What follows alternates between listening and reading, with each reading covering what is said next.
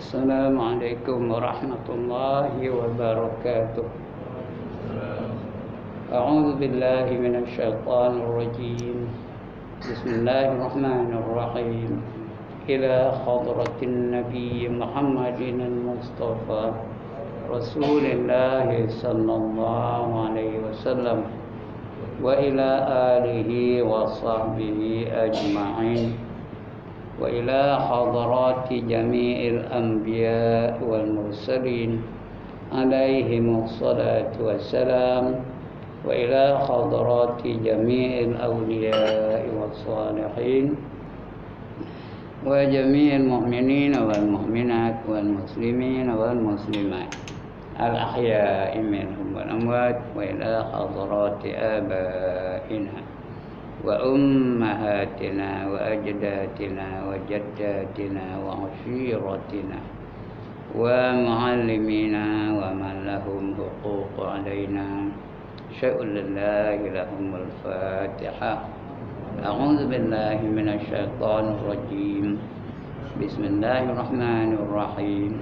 الحمد لله رب العالمين الرحمن الرحيم مالك يوم الدين إياك نعبد وإياك نستعين اهدنا الصراط المستقيم صراط الذين أنعمت عليهم غير المغضوب عليهم ولا الضالين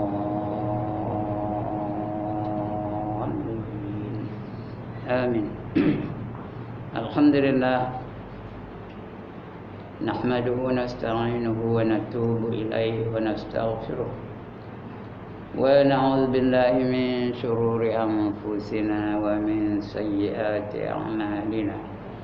من يهده الله فلا مضل له ومن يضلل فلا هادي له. رب اشرح لي صدري ويسر لي أمري واحلل عقدة من لساني يفقهوا قولي. سبحانك لا علم لنا إلا ما علمتنا إنك أنت العليم الحكيم ولا حول ولا قوة إلا بالله العلي العظيم. أما بعد. Yang dimuliakan Tuan Pengerusi Majlis, Tuan Pengerusi dan adik-adik Jawatan Kuasa Surau, Tuan-tuan Imam, Tuan-tuan Bilal, Tuan-tuan Guru, Ustaz-ustaz, ustazah-ustazah, pemimpin-pemimpin setempat, seterusnya tuan-tuan, puan-puan, hadirin hadirat muslimin muslimat yang dirahmati Allah sekalian. Pertama sekali mari kita jangan jemu-jemu merasakan setinggi-tinggi kesyukuran kepada Allah Subhanahu Wa Taala. Kerana kita diizinkan Allah untuk sampai ke saat ini. Dekat lagi 2 hari raya lah kita di bulan Zulhijjah, bulan yang paling mulia, yang diibaratkan sebagai bulan haram. Memang bulan haram, haram daripada api neraka. Dan tak lama lagi kita akan berhari raya, menyambut hari raya Aidil Adha ataupun hari raya Kurban. Mudah-mudahan pengorbanan yang kita lakukan itu diterima oleh Allah dan dapat kita ganjaran-ganjaran yang dinantikan oleh Allah bagi mereka-mereka yang sanggup berkorban. Dan tak lama lagi juga kita akan merayakan hari raya. Ada seorang sahabat namanya Anas bin Malik. Dia berkata hari raya yang sebenarnya bagi orang beriman ada 5. Yang pertama, kalau dia boleh hidup dalam satu hari tanpa melakukan sebarang dosa, itu hari raya baginya. Tajuk ini tengah 2 jam tau. Kalau nak tajuk pun tajuk ni. Tapi saya seminit lalu je. Yang kedua, hari raya bagi seorang beriman itu ialah kalau dia keluar dari dunia ni dalam keadaan beriman. Tandanya akhir kalamnya mengucap kalimah la ilaha illallah. Itu janji Nabi.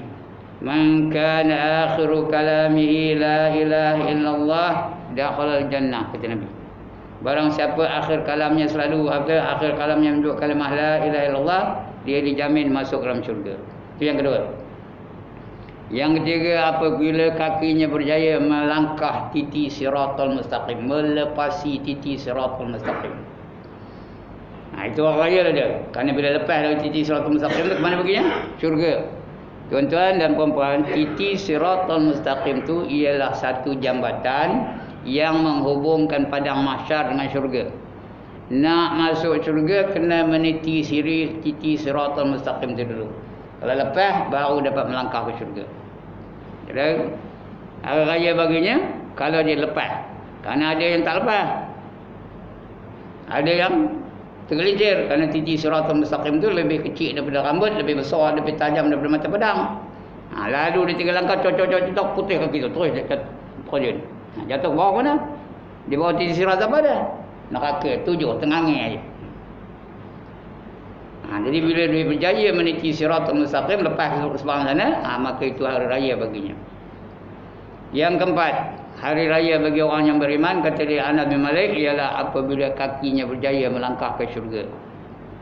Allah sediakan 8 syurga di akhirat besok. Kalau berjaya dia masuk syurga, mana-mana syurga tu, maka dia hari raya lah baginya. Kerana sudah masuk syurga, dia tak ada keluar-keluar lagi. Masuk neraka ada harapan keluar. Tapi masuk syurga tak ada keluar-keluar. Nikmat aja. Gembira aja. Riang aja. Bahagia aja. Seronok aja. Enjoy aja. 8 syurga situ ya. Yang pertama namanya Jannatul Firdaus. Yang kedua namanya Jannatul Adnin. Yang tiga namanya Jannatul Ma'wa. Yang keempat namanya Darussalam. Tadi itu imam pimpin kita Darussalam. Ya, wa adkhilnal jannata Darussalam. Itu sama nama syurga tu. Yang kelima namanya Jannatul Naim. Yang keenam namanya Jannatul ataupun Darul Jalal. Jannatul Jalal atau Darul Jalal. Yang tujuh namanya Jannatul Khuld, berarti kekal. Dan syurga itu kekal, mudianya kekal, seronoknya kekal, kekuasaannya kekal, kekayaannya kekal, kesihatannya kekal. Dan yang ketujuh tadi Jannatul Khuld, yang ke-8 Jannatul Qarar. 8 syurga menunggu orang-orang yang beriman. Itu hari raya bagi dia. Dan yang kelima, hari raya bagi orang yang beriman itu ialah apabila dia berjaya dapat melihat wajah Tuhannya.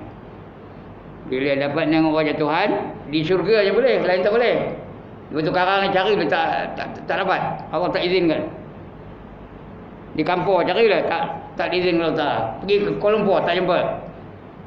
Pergi ke Ipoh tak jumpa. Pergi ke Washington tak jumpa, ke London tak jumpa. Nak tengok Allah hanya dalam syurga. Itu merupakan nikmat yang paling besar. Ketika itu berseri wajah kita. Wujuhun yauma idzin nadhirah ila rabbiha nadhirah, kata Allah dalam surah Al-Qiyamah ya. Itu 5 raya bagi orang beriman.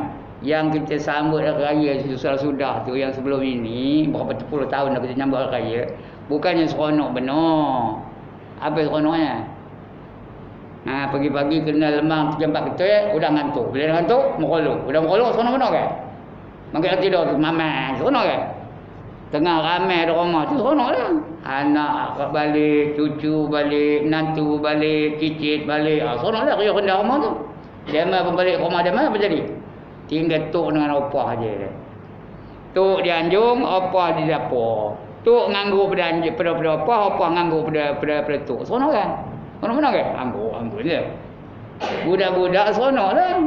Kerana mereka beraya tu pada apa? Nak mencari duit. Bukan nak makan kuih sangat. Pergi dia orang dapat envelope, pergi dapat undian. Seronok lah dia. Kita bukan budak lagi pun. Tapi kalau ada yang 5 tadi, itulah yang sebenarnya hari raya. Dan hari raya Adha ini, kita akan melaksanakan satu ibadah yang sangat-sangat dituntut oleh Allah Subhanahu Wa Taala. Hukumnya sunat muakkadah, atau lebih terkenal digunakan nama sunat muakkad. Sunat yang hampir-hampir mencecah pada wajib. Dia tak wajib, tapi sunat. Apa arti sunat tuan-tuan? Dibuat dapat pahala, ditinggalkan tidak berdosa. Itu namanya sunat ya. Kadang-kadang dia ni juih je bila dengar sunat. Alah sunat, tak wajib sunat je. Padahal sunat adalah kita nak dapat pangkat di sisi Allah SWT. Yang sunat-sunat adalah dapat darjat di sisi Allah SWT. Jadi jangan tinggal, jangan miss untuk berkorban. Tuan-tuan dan puan-puan, sebelum saya cerita benda tentang korban, kita cerita dulu sejarah korban ya. Manusia yang pertama melakukan korban ialah anak-anak kepada Nabi Adam. Ini Allah ceritakan dalam Quran. Buka Quran kita akan jumpa. Apa kata Allah? Watlu alaihim naba abnai Adam bil haqq إذ قربا قربانا فتقبل من أحدهما ولم يتقبل من الآخر قال لأقتلنك قال إنما يتقبل الله من المتقين. Cakap Melayunya, ceritakanlah kepada mereka wahai Muhammad tentang kisah dua orang anak Nabi Adam. Mereka diperintahkan untuk melakukan korban. Salah seorang daripada mereka itu diterima pengorbanannya dan seorang lagi tidak diterima pengorbanannya. Orang yang tidak diterima pengorbanan itu mengancam pada yang diterima itu, nanti aku akan bunuh kamu, kata dia. Kalau dijawab yang kena ancam tu, Allah hanya menerima ibadah dari orang-orang yang bertakwa. Ceritanya begini tuan-tuan. Kalau baca kitab namanya Qasasul Anbiya boleh jumpa. Nabi Adam ni dia ada dua orang anak. Anak dia bukan dua semua, ramai anaknya. Tapi anak dia cerita ni dua orang anaknya. Abangnya nama Qabil, adiknya nama Habil. Dengar elok. Abangnya nama Qabil, adiknya nama Habil. Bukan dua je anak Nabi Adam ni. Opah kita dulu, Hawa tu dulu, dia beranak 20 kali tau. 20 kali beranak. Cara tak? Dia dalam 20 orang ada 20 kali beranak. Ini 20 kali. Sekali beranak 2 orang, sekali beranak 2 orang, sekali beranak 2 orang. Semua berapa? 20 kali beranak berapa? 40. Bukan 40 sebenarnya, 39. Kerana sekali tu dia beranak seorang je. Dia beranakkan seorang Nabi juga, Nabi Syed namanya. Yang lain tu dua. Sekali beranak 2, satu lelaki satu perempuan. Kali 2. 20 kali beranak. Opah kita tu. Cara tak? Kita hari ni mana ada orang 20 kali beranak? Habis-habis tinggal 10 ya. Jadi bila dah besar Qabil dan Habil ni, dijodohkan Nabi Adam tu kepada adik-beradiknya. Masa itu adik-beradik boleh kahwin. Ngapa boleh kahwin? Tuan-tuan, puan-puan, ngapa boleh kahwin? Sudah tak ada orang lain, terpaksa nak kahwinkan adik-beradik. Kalau kena hari, boleh tak kahwin dengan adik? Boleh? Kamu lawakmu kita kahwin, boleh kan? Boleh ke tak boleh? Tak boleh, kerana ramai orang lain kita. Dulu tak ada penjahat. Yang ada adik-beradik nak jaga. Lain siapa tak ada. Maka Nabi Adam pun pasangkan dua beradik. Tapi cross. Dia seorang bila lahir 2 orang, satu lelaki satu perempuan, tapi dia cross punya. Ya, bukan dia dipasang dengan kembar dia tak, dia pasang dengan kembar adik dia. Atau abang dia. Tak jelas lah kan? Jadi dipasang dengan kembar adik-beradik yang lain. Jadi Qabil ni yang tua dipasangkan dengan kembar Habil, namanya Labuda. Adiknya namanya Habil tadi dipasangkan dengan kakak kembar itu, namanya Iqlimah. Bukan Iqlimah. Bila dipasang kalau Nabi Adam 2 orang tu atau 4 orang dengan pasangan masing-masing, Qabil ni membantah. Saya tak setuju ayah, kata Qabil. Ngapa pula saya dipasangkan dengan Labuda? Pasanglah dengan kembar saya Iqlimah, katanya.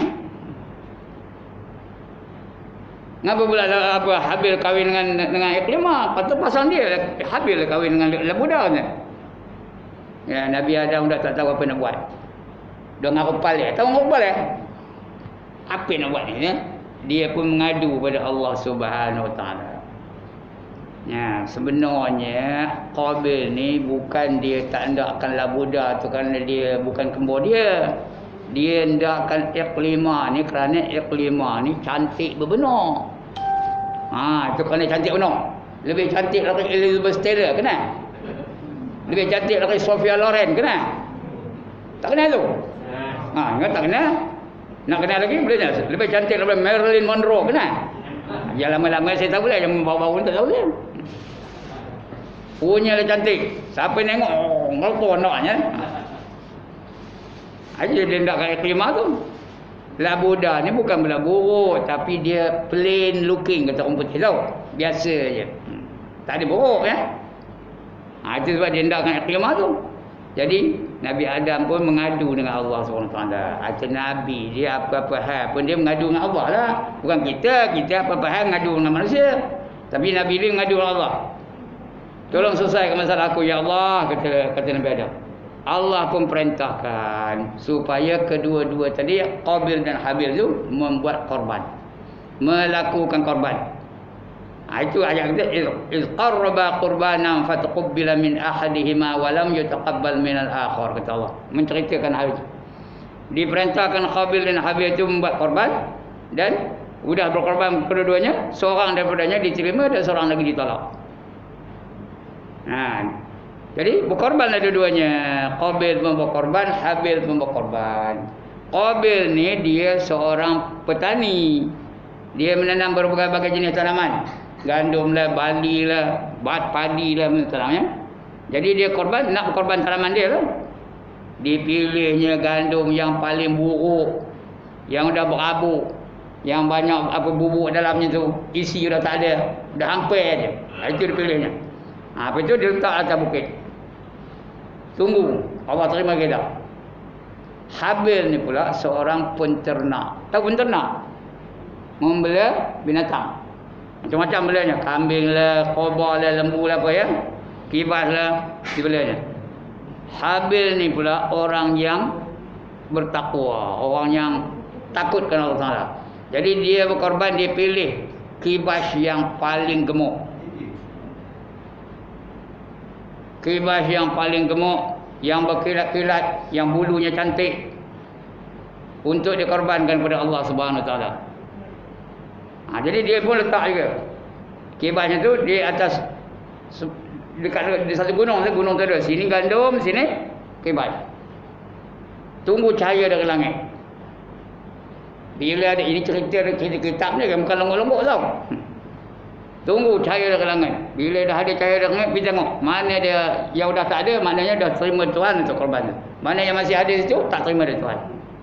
Tak lama lepas tu ada cahaya keluar dari langit. Contoh saja lah. Entah betul saya mana tahu kan. Zaman Nabi Adam, saya pun tak ada lagi. Ya. Mereka pun berulah ke bukit. Tengok korban siapa yang terima.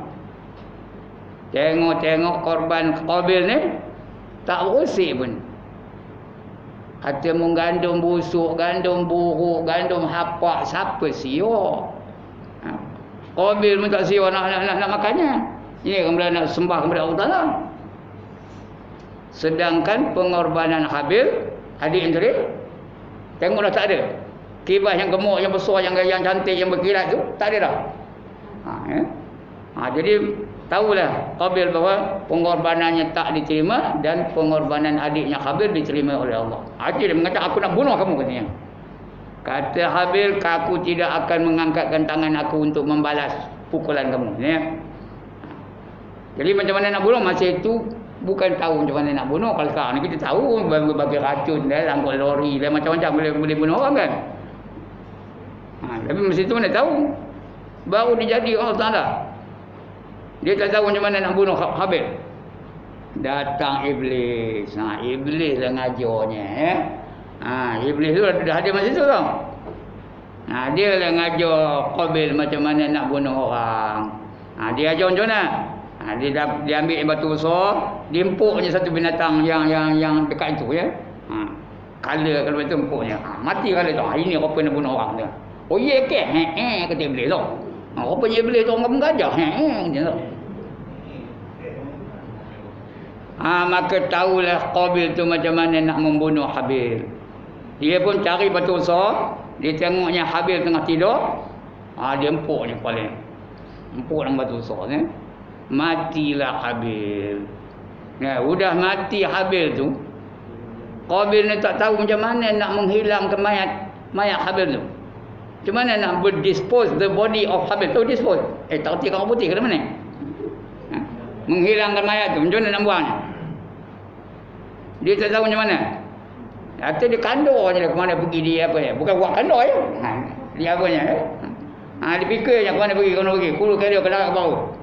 Mayat adik tu. Tak tahu macam mana nak buangnya. Letih-letih dia pun berehat. Bila rehat, tengah rehat tu ada 2 ekor burung tengah bergaduh. Berpatuk-patuk. Mati seekor. Seekor tu hidup. Bila ditengok dia Qabil, mati seekor. Macam mana? Rupanya burung tu ngajar Qabil macam mana nak membuang kan mayat adiknya Habil tadi. Datang burung yang hidup tu yang menang dalam pertarungan tadi, dikoriknya tanah dengan paruhnya. Cari korek, dapat satu lubang besar. Udah dapat satu lubang besar tu, datang burung yang hidup tadi, ditariknya mayat burung yang terbangkai burung yang dibunuhnya tu, tariknya terus masuk dalam lubang. Udah masuk dalam lubang, dikambun dengan paruh masa itu.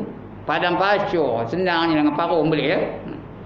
Maka hilanglah bangkai burung yang dibunuh oleh burung yang menang tu. Qabil kata, ini apa cara nak menghilangkan mayat di bumi ni ya. Baru dia tahu, dia pun korek tanah. Korek padang pasir, dimasukkannya Habil tu dalam lubang tu, kemudian dia kambut balik. Itu pengorbanan yang pertama. Lepas itu saya tak cerita lagi lah. Itu cara lain. Bukan kitab yang nama Qasasul Anbiya, cerita Nabi-Nabi. Itu pengorbanan yang pertama. Pengorbanan yang kedua dilakukan oleh bapa agama kita, iaitu Nabi Ibrahim alaihissalam. Bukan Haji Ibrahim ya. Nabi Ibrahim alaihissalam. Dia berhadapan dengan Namrud. Dia banyak ceritanya, tapi ringkaskan dia. Nabi Ibrahim ni dia hidup sezaman dengan Nabi Lot. Nabi Lot dengan Nabi Ibrahim itu sezaman. Allah telah memerintahkan malaikat supaya menghapuskan kaum Nabi Lot ni, menghancurkan bumi Nabi Lot, menterbalikkan bumi Nabi Lot ni. Kerana Nabi Lot ni apa? Melakukan satu perbuatan yang sangat keji. Iaitu apa? Lelaki tak hendakkan perempuan. Lelaki hendakkan lelaki aja. Mereka selalu melakukan homoseksual. Tahu apa homoseksual? Lelaki dengan lelaki aja. Cakap Melayu apa? Lewat. Meliwat. Liwat bukan lewat dia, meliwat. Itu kerja kaum Nabi Lut. Dan perkataan Lut dah, perkataan Lut jadi lewat. Jadi Allah perintahkan malaikat itu supaya menghancurkan bumi Nabi Lut. Kerana mereka tak nakkan perempuan. Perempuan pun tak nakkan lelaki. Dia nak sama perempuan saja. Lelaki pun tak nak perempuan, dia dah lelaki sama lelaki. Begitulah berlaku. Lalu Allah murka kerana maksiat yang terlalu berleluasa, maka diperintahkan Allah malaikat itu supaya menterbalikkan bumi Nabi Lut. Sebelum dia pergi ke negeri Nabi Lut, dia singgah dulu rumah Nabi Ibrahim. Malaikat singgah rumah Nabi Ibrahim. Nabi Ibrahim pun layan dan malaikat itu dengan layanan yang paling baik ya. Disediakannya panggang anak lembu. Anak lembu tu dipanggangnya, tu dihilangnya kepada malaikat itu. Tu dia jamu lah. Sila makan dia. Sila. Malaikat tu senyum je. Tak ada usiknya pun jamuan yang disediakan oleh Nabi Ibrahim tu. Ngapa tak ada usiknya? Ya Allah, dah diam lah ke? Ngapa tak ada usiknya?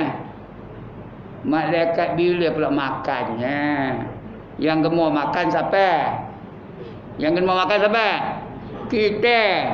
Kalau nengok terus akan panggang anak lembu panggang ikan keli pun berkebun ambilnya je ke tak?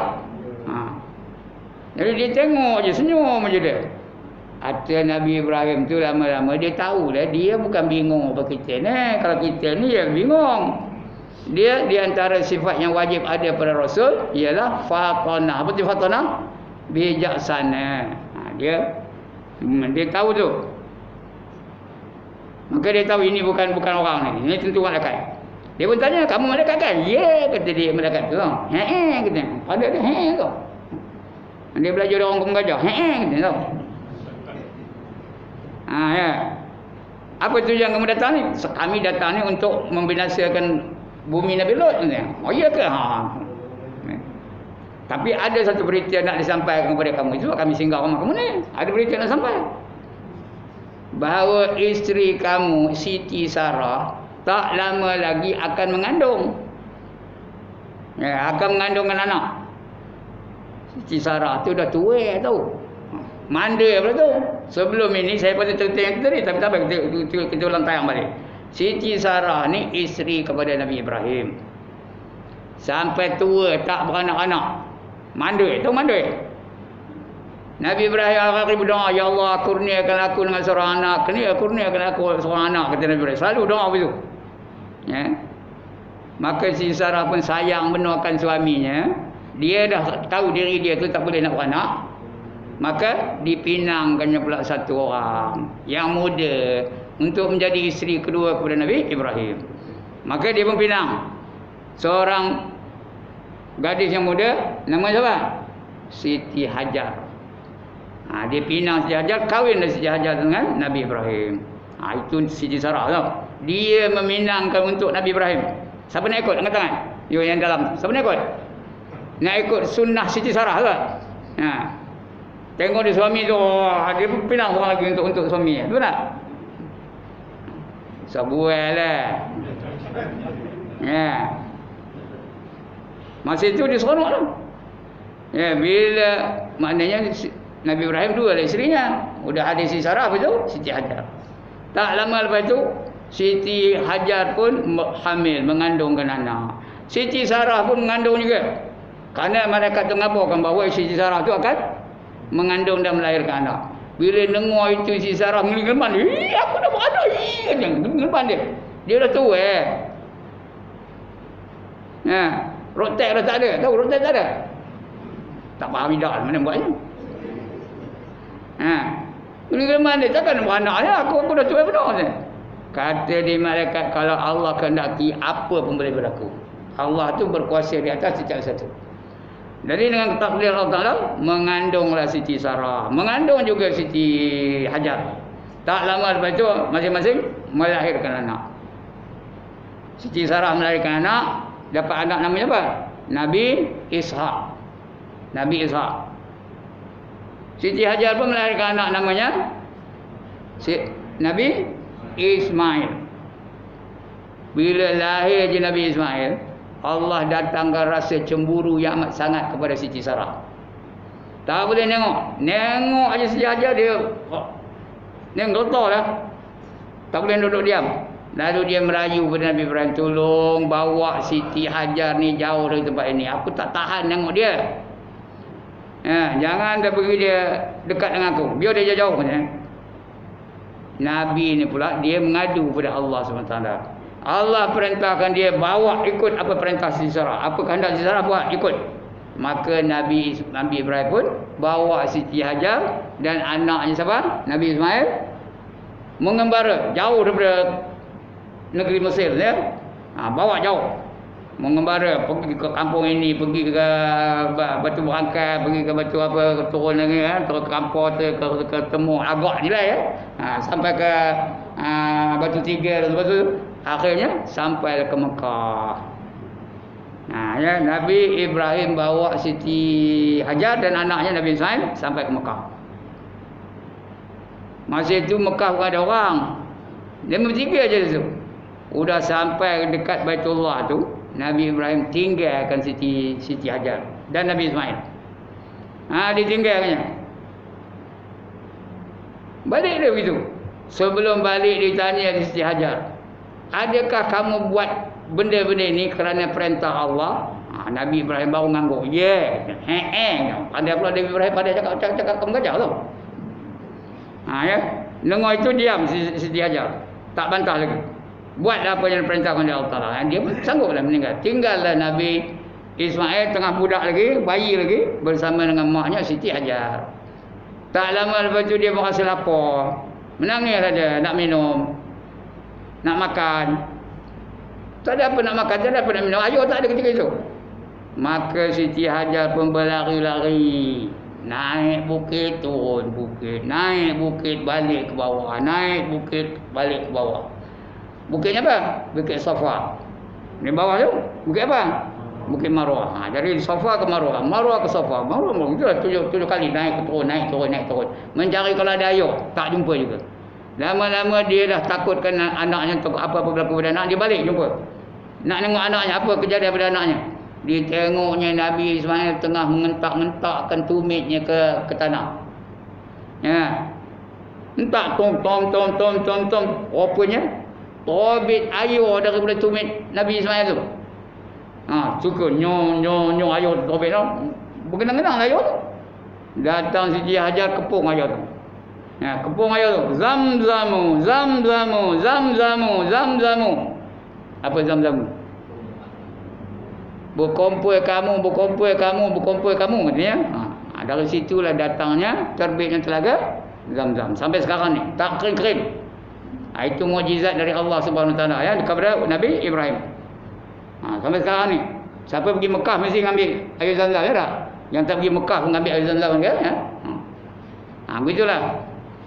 Udah ada air, datang pula satu kumpulan rombongan karavan tak komputin lah. Kumpulan unta tu datang. Dia tengok ada air, ini boleh kita bercocok tanam di kawasan ini katanya. Kerana air ada, senang boleh pokok boleh hidup. Lalu mereka pun minta izin dengan Siti Hajar ketika itu nak buat perkampungan di situ. Mereka nak bertani, nak bertanam cocok tanam situ. Dan hasilnya mereka akan bagi sebahagiannya kepada Siti Hajar dan anaknya Nabi Ismail. Siti Hajar pun setuju. Maka berlakulah perkampungan di Mekah ketika itu. Ramai orang, makin lama sampai sekarang ni ya. Tak pun tiada je orang pergi Mekah. Sekarang ni yang di Mekah ada berapa orang? Berjuta-juta lah. Asalnya yang ada hanya Siti Hajar dan Nabi Ismail saja. Begitulah.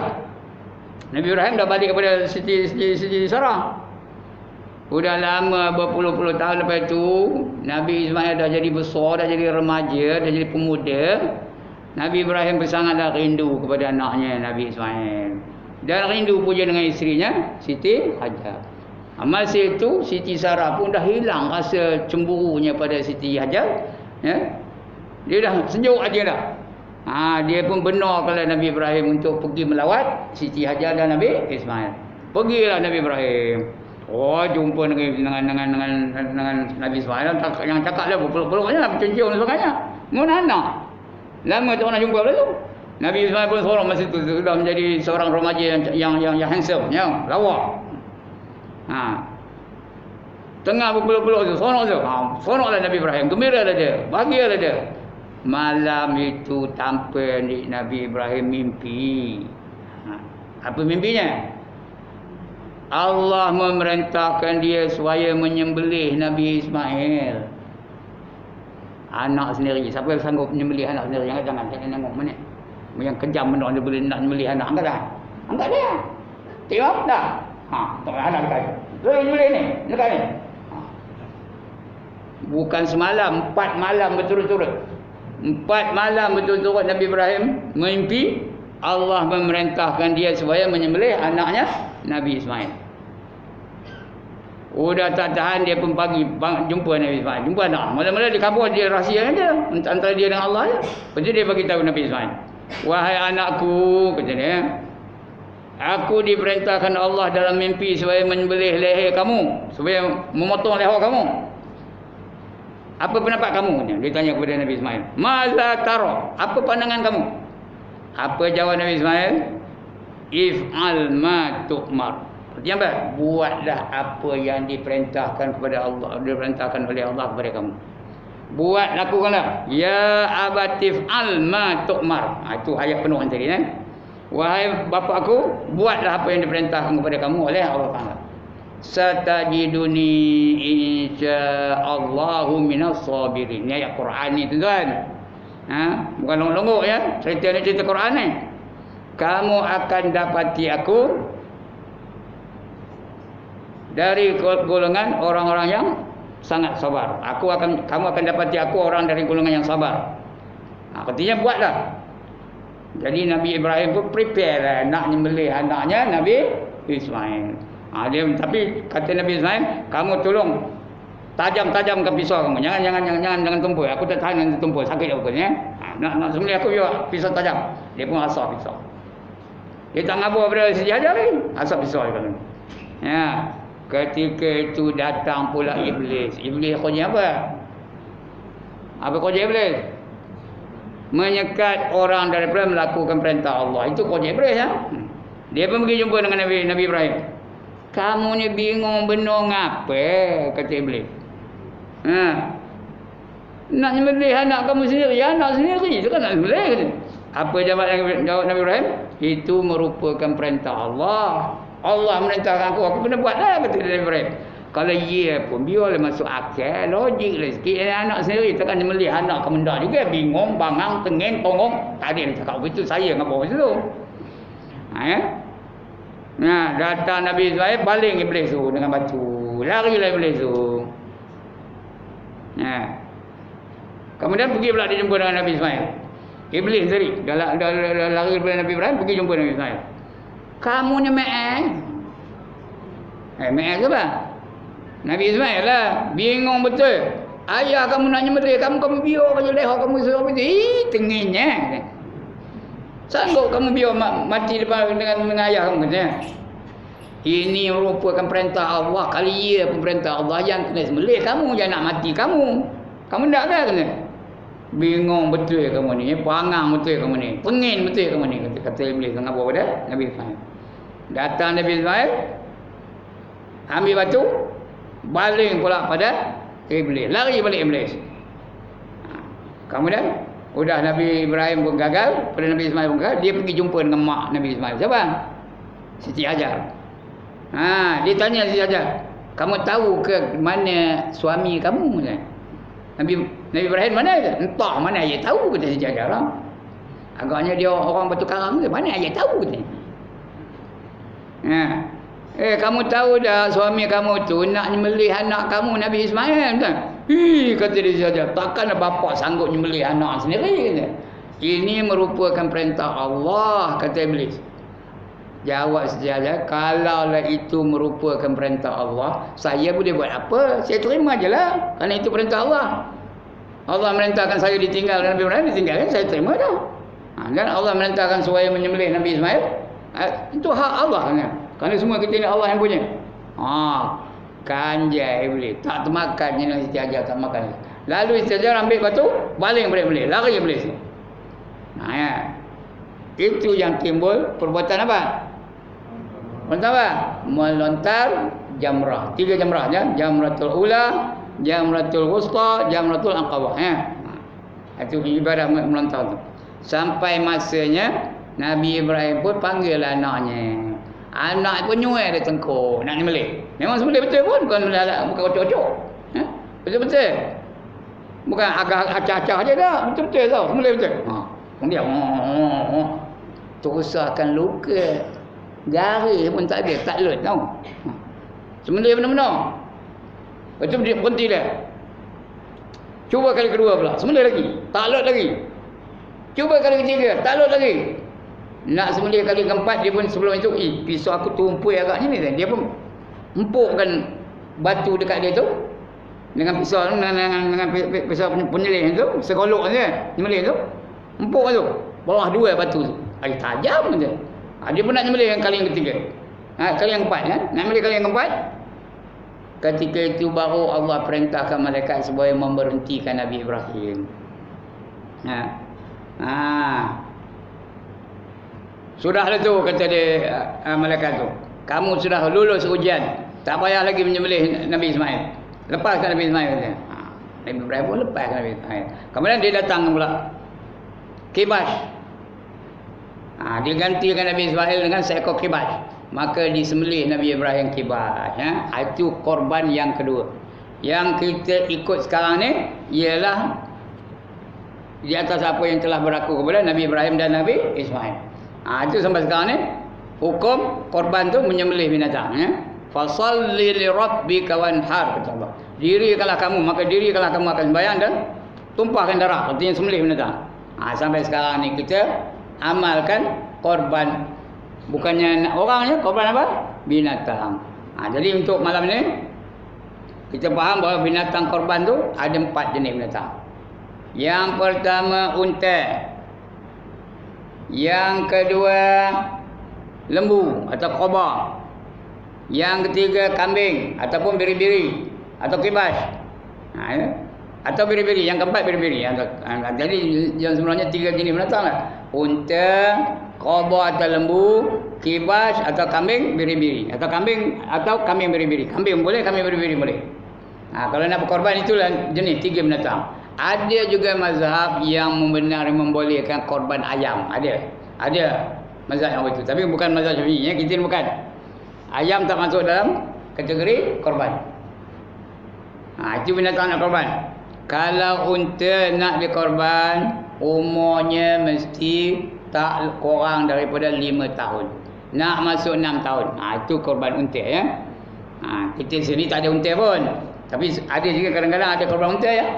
Kalau nak unta, cari yang 5 tahun ni. Atau 6 tahun. Jangan tua penuh.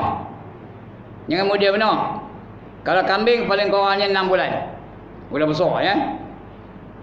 Kalau lembu atau kobra antara 2 hingga 3 tahun. 2 tahun hingga 3 tahun itu korban. Begitu juga kambing biri-biri sama dengan kambing yang lain. Kibas semua itu juga, ya. Mudah kita korban bila? Pada hari raya yang pertama. Lepas sembahyang tu kita korban lah. Nak pilih binatang, biar binatang yang elok-elok. Jangan pilih yang kering, jangan pilih yang berpenyakit, jangan pilih yang ada yang cacat dan sebagainya. Pilih yang cantik-cantik. Udah disembelih, ditimbang daging tu. Tengok ada berapa kilo dagingnya. Berapa kilo dapat? Sembelih. Kemudian dibagi-bagi, bagi 3. Kalau lembu bagi 3, kobra bagi 3, kambing bagi 3, unta bagi 3, apa saja sembelihan tu bagi 3. 1 bahagian untuk fakir miskin.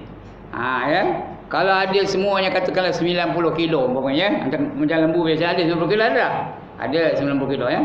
30 kilo mesti untuk fakir miskin. Jangan kurang. Kalau hilang ke apa ke, rosak ke, kena ganti. Ganti dengan kena beli daging lain yang menggantikan yang 30 kilo. Mesti cukup 30 kilo. Itu untuk fakir miskin, mesti cukup. Bahagian yang kedua bagi kepada tukang yang mempunyai korban tu, orang yang berkorban tu. Itu tak apa, kurang tak apa. Dan yang ketiga bagi kepada orang yang beradil, orang bukan orang miskin, orang kaya. Orang yang ada harta lah, bagi pada dia sebagai hadiah. Itu 3 bahagian korban. Yang ini boleh kurang, tak apa. Yang untuk ahli korban macam apa? Tapi untuk fakir miskin mesti cukup dagingnya. Itulah. Dan bagi daging mentah. Bagi daging mentah boleh, ataupun untuk kenduri tak apa, untuk ramai-ramai lah, bagi ramai-ramai itu untuk kenduri gitu. Tapi itu bukan untuk fakir miskin. Fakir miskin jangan disusik. Terus bagi kepada mereka. Hukumnya apa? Sunat muakkad. Sunat yang sangat-sangat dituntut. Esok tuan-tuan dan puan-puan bangkit dari kubur, hendak ke tandak kenderaan. Siapa tandak kenderaan angkat tangan. Jadi apa yang kita sembelih itu, itulah yang akan jadi kenderaan kita daripada kubur sampai ke padang mahsyar. Udah bangkit dari kubur tu, kita akan diarahkan pergi ke padang mahsyar. Mahsyar tu apa? Tempat himpunan. Semua akan pergi padang mahsyar.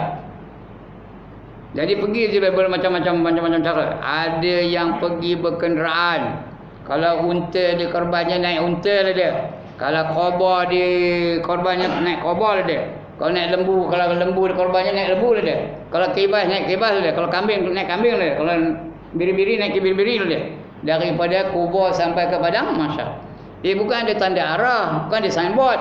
Saya nak datang ke Kota Karang, ada signboard. Sini pergi Kota Karang, sini pergi Kepo, sini pergi ke Tapak sana kan. Ada signboard. Sana tak ada. Lapang aja. Mundar mandir. Ada yang Kulu, ada yang Kelio, ada yang ke darat, ada yang ke bawah. Tahu ke mana? Kulu, Kelio, ke darat, ke bawah. Orang tepi sungai tak tahu. Tak tentu ada. Tapi kalau berkenderaan, kenderaan tu tahu je. Binatang tu tahu je menuju tempat yang dituju. Ya. Ada yang berkenderaan, ada yang berjalan kaki. Jalan kaki. Itu yang tentu ada tu. Kulu Kelio, ke darat, ke bawah tentu ada tu. Ada yang merangkak. Siapa nak merangkak masalah? Merangkak tu. Ada yang mengesut. Lagi teruk. Mengesut je dah. Jalan ikut punggung. Punggung je. Sen. Siapa tak? Ada yang jalan atas perut. Macam mana entah atas perut. Macam ulur ya. Atas perut. Ada pula yang berjalan atas kepalanya. Kepalanya ke bawah, kakinya ke atas. Terkejut Aisyah dengarnya bila diceritakan oleh Rasulullah sallallahu alaihi wasallam. Macam mana ya Rasulullah? Jalan atas kepala. Tak masuk akal pun. Kata Nabi, jangan kamu fikirkan urusan di dunia ni macam tak masuk akal. Tapi di akhirat semua boleh dilakukan oleh Allah Subhanahu Wa Taala. Rupa-rupanya di dunia ni pun ada orang kepalanya ke bawah, kakinya ke atas. Ada ke tak? Ada ke tak? Ada satu tarian kepalanya ke bawah, kakinya ke atas. Apa nama tariannya? Banyak yang hafal punya. Breakdance. Ya. Orang di dunia yang ada breakdance. Itulah yang berlaku. Sampai kepada mahsyar ya. Sampai macam mana pun sampai ke akhir-akhirnya sampai kepada mahsyar. Di pada mahsyar nanti kita akan dihisap, akan dicek. Everything you do will be accounted for. Nothing is going to be left out. Apa saja di mahsyar ya. Berhimpun semua manusia di pada mahsyar. Akan dibagi kepada 120 barisan. Daripada 120 barisan tu hanya 3 barisan je beriman. Lagi 117 baris kafir belaka. Itu akan datang kita baca lah, bukan kejap ni. Kita korban dah habis. Hak korban hak itu aja. Alright. Selain daripada itu, apa yang berlaku di masyarakat itu cerita lain ya. Ada yang dapat naungan aras, ada yang tak dapat naungan aras, dan sebagainya. Ada apa nama syafaat daripada Nabi, syafaat Nabi, itu cerita lain ya. Alright, untuk korban habis cerita itu. Jadi untuk jangan kempunan, saya buka majlis ni kepada kalau ada yang nak bertanya dalam ni. Ya, ada orang nak bertanya, silakan. Tak ada? Tak ada. Alhamdulillah. Banggalah saya. Ada, silakan. Bagi 3. Buat yang fakir miskin tak ada dalam kampung ni kata orang miskin. Macam mana? Kampung pertukaran ni tak ada. Pergi Malay Nawar. Contohlah. Ya, tak ada pertukaran, pergi Malay Nawar. Tak ada Malay Nawar lagi, pergi Tanjung Bangkong. Tak ada Tanjung Bangkong, pergi ke apa ni? Jeram. Tak ada Jeram, pergi ke Koping. Dalam negeri ni cari juga. Nak tahu di mana ada fakir miskin, tanya Amil. Tahu tak Amil? Dia bagi zakat kepada ada yang dia bila layak menerima zakat, artinya dia fakir miskin tu. Dia bagi kepada fakir miskin. Boleh? Itu caranya ya. Kalau tak ada dalam negeri Malaysia ni, tak ada semua kaya belaka, ke mana? Pergi luar negeri, pergi Indonesia. Dia kata bagi kepada Indonesia. Boleh tak kita ekspor daging korban tu ke luar negara? Boleh. Indonesia boleh, India boleh, Bangladesh boleh, Pakistan boleh. Bagi asalkan jangan apa ketinggalan orang fakir miskin. Lagi? Ya.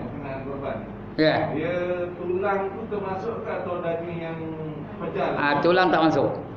Tulang tak masuk kira. Jadi ambil tak masuk. Mana kira tulang? Daging pecah. Ekor masuk. Ekor masuk ya. Tulang tak masuk. Gigi tak masuk. Tulang kepala tak masuk. Tak masuk. Ekor ekor ubut rambut dia masuk ya. Kena bagi 3 juga.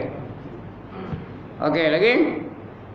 Yang lain tanyalah apa yang Ustaz, saya nak tanya satu lah masalah halal haram ni. Ada banyak ustaz yang mengatakan bahawa orang yang menyesut tidak boleh lupa. Yang pertama. Yang keduanya, orang yang melapak binatang tu tak boleh mengambil daging daripada apa yang dia lapak. Ya, betul. Itu bukan ustaz tu salah. Betul ustaz tu. Betul ya? Betul. Dia jangan ambil upah pasal menyembelih. Ya. Kalau nak upah pun lain. Jangan daging itu jadi upah, tak boleh. Tak boleh. Tak boleh. Daging itu jadi upah, tak boleh. Kalau nak upah duit lain. Bagi orang-orang yang penganjur-penganjur korban tu, bagi upah dia, duit lain tak apa. Daging itu yang dosa. Jangan bagi itu sebagai upah, tak boleh. Mana orang yang lapar tu tak boleh nerima? Tak boleh. Kalau nak menerima tak boleh. Sebagai menerima upah tak boleh. Dia menerima kalau sebagai orang kaya, dia menerima daging bagian 3 tu boleh. Ini sebagai upah. Ini upah kamu melapar, tak boleh. Ini upah kamu nyembelih, tak boleh. Kalau nak bagi upah juga, duit lain. Faham tak? Okey, Ustaz. Ya. Contohlah gini. Dalam sini ada bangsa dia datang tolonglah contohnya. Contohnya dia tolong melapar dan sebagainya.